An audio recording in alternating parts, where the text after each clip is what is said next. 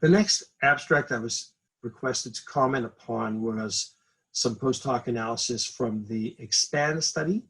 This is the siponimod treatment of secondary progressive MS, with the primary outcome being a disability progression measure. The overall outcome of that study was positive, but it was involving the entire population, a substantial subset of which had still been experiencing relapses in the 1 or 2 years prior to coming into the study.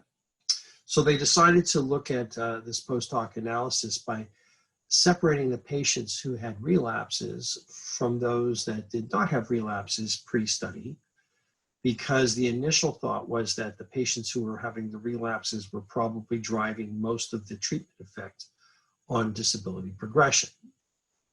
So by separating them, they then looked at confirmed disability progression, or CDP, at sustained periods of either 3 or 6 months.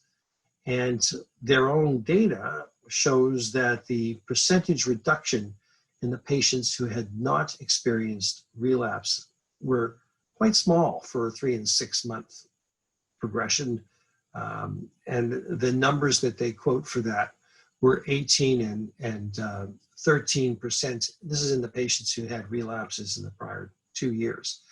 However, their confidence intervals cross 1. So in that circumstance, neither of those numbers were statistically significant.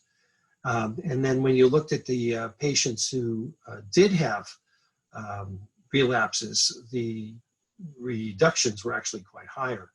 33% for 3 months and 37% for 6 months, although we're not given the statistical significance or the confidence intervals there.